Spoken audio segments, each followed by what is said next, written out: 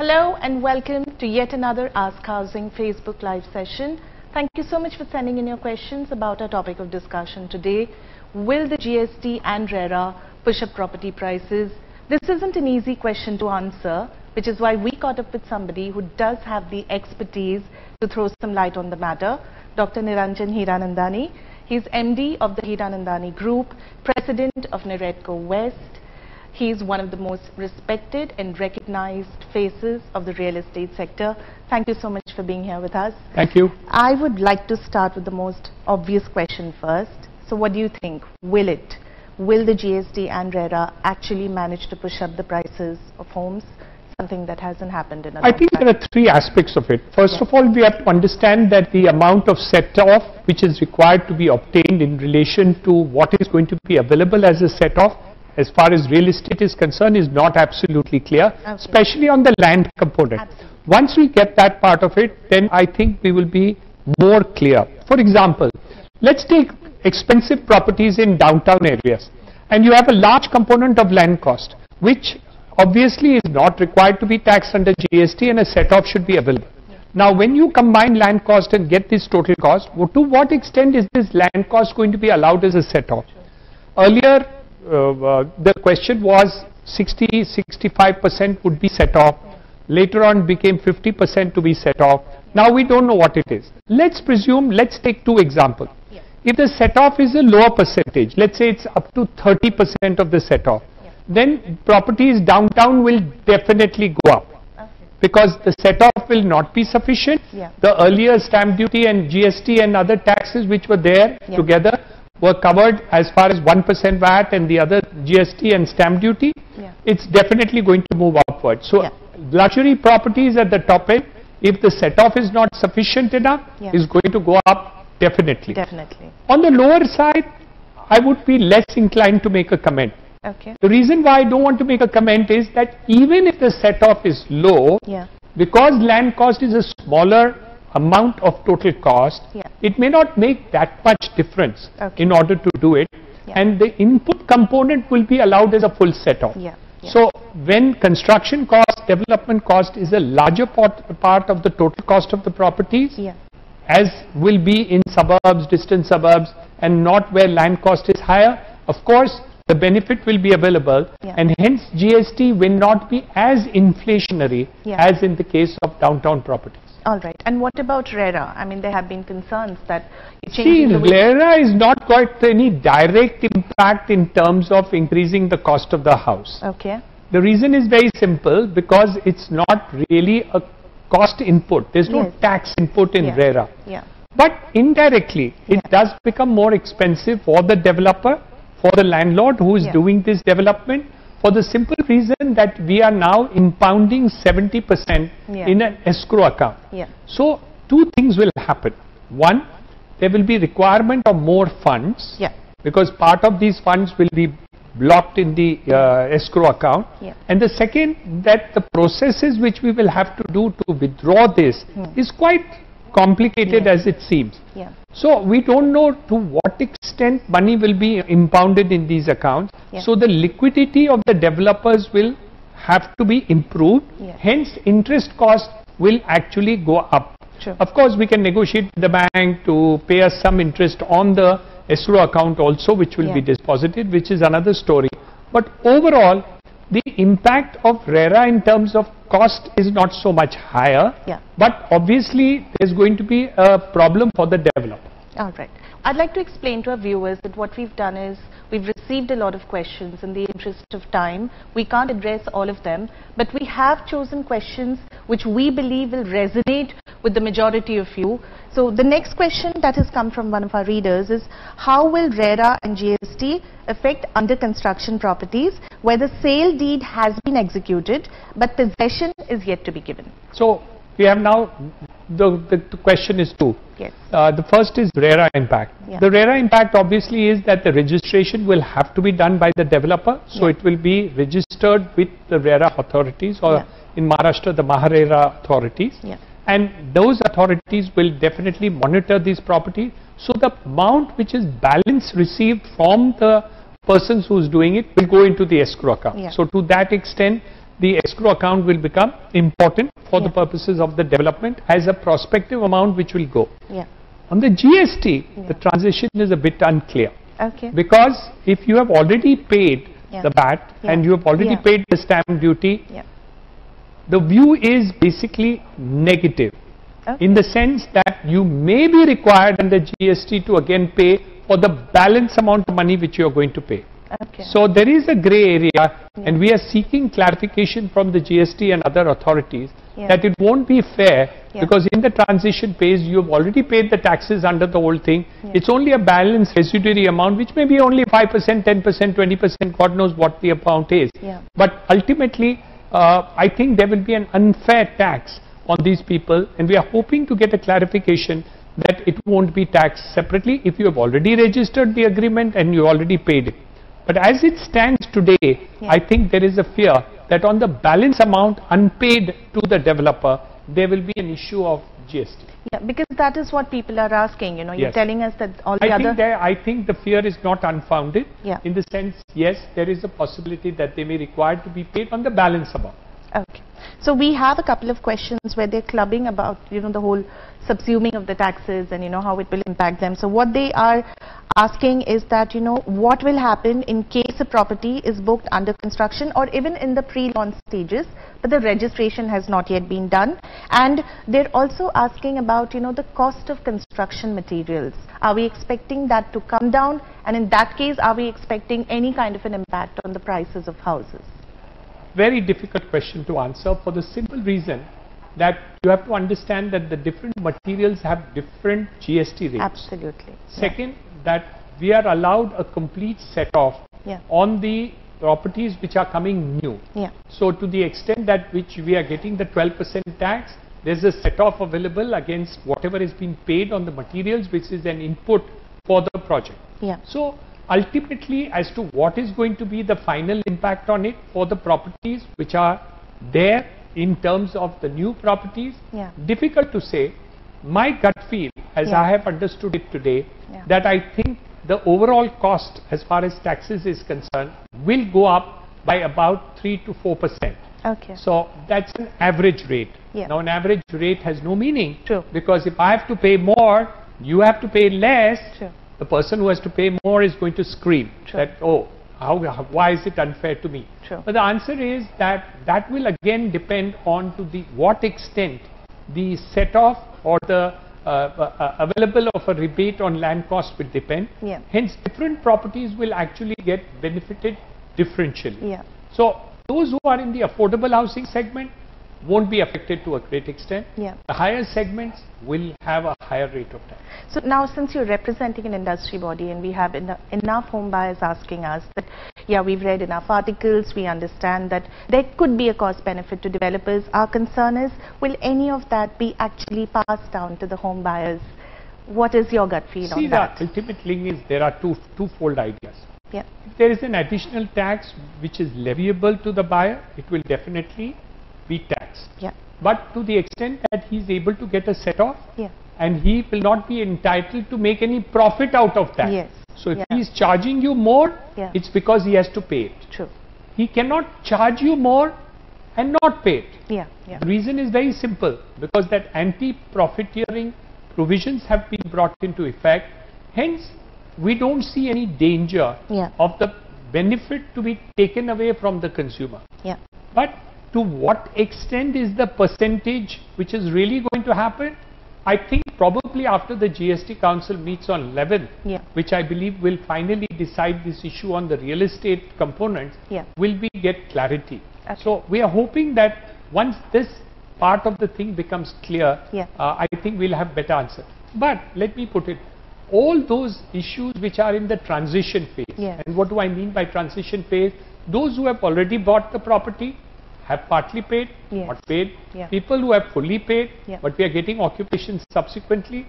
I think the more safety part of it is for a person to pay as much amount as he can before the GST date, so that he is protected that the balance amount which he pays doesn't fall into the GST climate. Yeah. So we are advising our clients that the maximum amount against a under construction property should be paid before the GST brought into effect, because we are not 100% sure as to how the GST transition phase is going to be brought into effect. Exactly. Now the next question, I am really curious to know your answer to this.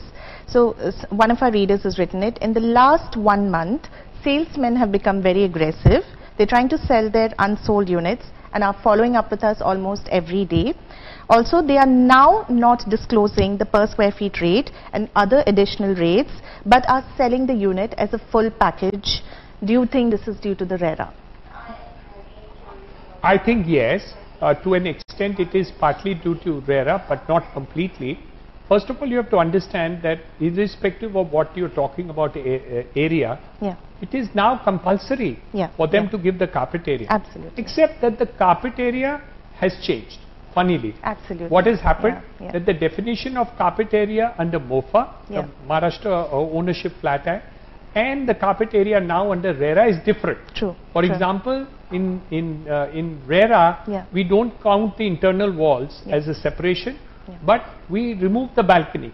While in the other case, the internal walls in MOFA are supposed to be excluded, but balcony is included. True. So you may find very funnily that though you are buying a similar flat up and down, as I have bought, but still our carpet areas under MOFA and RERA will be different. So I think a clarification may have to be given by the developer and authorities to say that, look, this is the method of computation for the purposes of RERA. This is the method of computation under MOFA. So irrespective of whether a builder is quoting lump sum price to it, you must get the carpet area of the flat. And you must be able to identify that carpet area as to how the definition is coming. Is it inclusive of balcony or not? Depending on whether it is shown under MOFA or under RERA. But ultimately, all agreements and documents signed now prospectively will have to have the definition of carpet area under RERA. Because RERA has been brought into effect. So it will become superseding the MOFA regulations. All right. We also have a question on whether GST is applicable on old under construction properties, or is it just applicable on new properties? There seems to be some confusion. We've received a lot of questions. Yes. So to this the question is that the view is that on the balance amount, GST will be liable. So the amount you have not yet paid, GST will become applicable. As I said, how is the set-off going to take place when part of the amount is received, part of it is not received? We are against the flat is not very clear. And also the fact that to what extent this set-off is really going to be workable as far as different properties is concerned is a challenge. They're also asking if GST will be applicable on the rent of commercial properties. Answer is yes. It looks like that now. Because residential properties have been exempted, but not commercial properties. So as of now, yes. They're also asking something that you've addressed partially. Is it advisable to register a new property before GST comes into force, or should we wait? What do you think will be more beneficial? If I was to buy a house, I would see what is the best terms that I can get from a developer. And if I think that is going to come today, then I would do it now.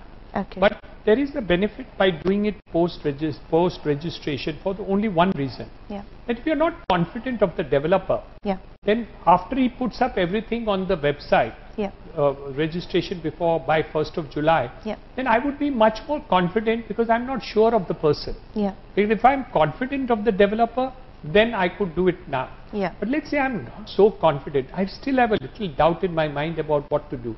Then I would wait and see what is he putting up on the website and then book it.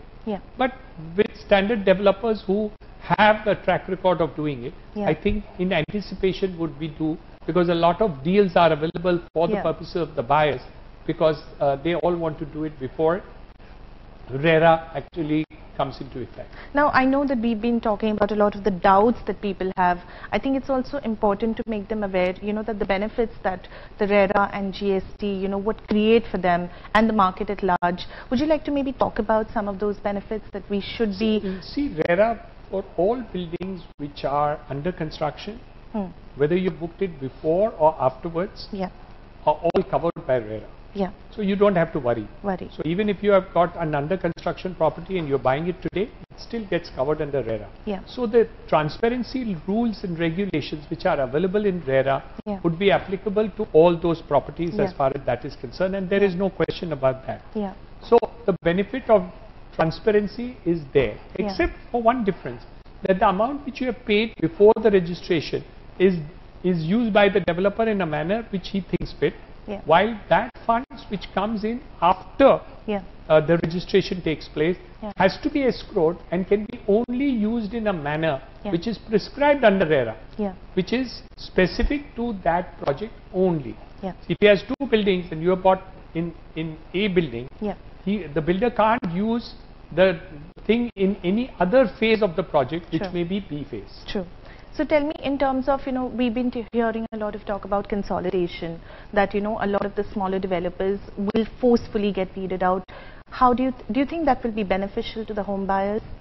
See, ultimately you have to understand that it is not necessarily that it's only the small developers where the consolidation will take place. Okay. I think basically consolidation will take place in all the segments, whether it is small, medium or big. Because ultimately those who are over leveraged may require to be consolidated, whether they are small, medium or big. So I don't think the size alone is an effect. It depends on whether you are over leveraged or just leveraged. So if you're over leveraged, then you have to get into consolidation because you have no choice.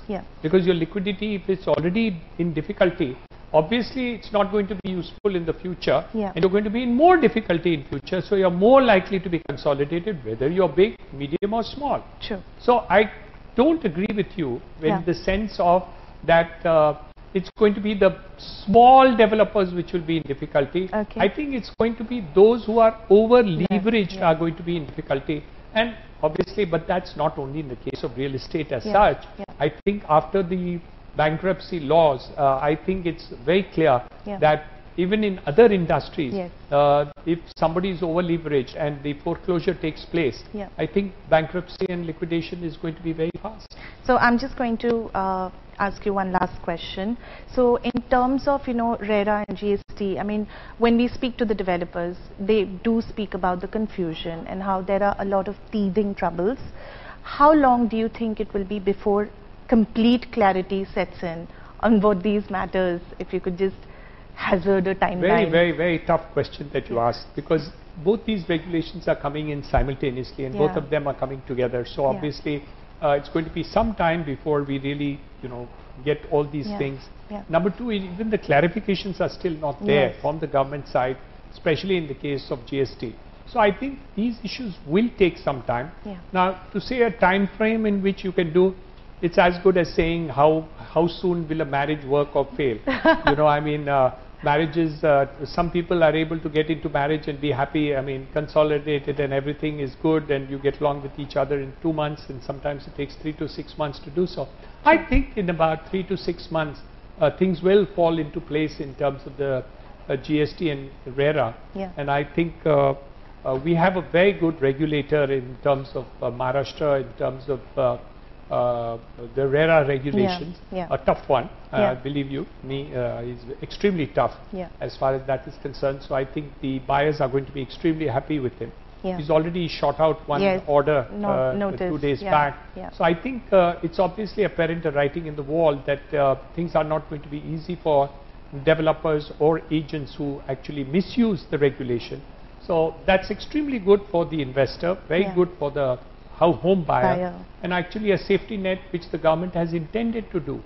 Of course, certain states haven't brought the regulator into force, and I think that's a concern for the house buyers and home buyers in those states. But I'm sure since the law is there, sooner or later it will be brought into effect, maybe slightly later or otherwise.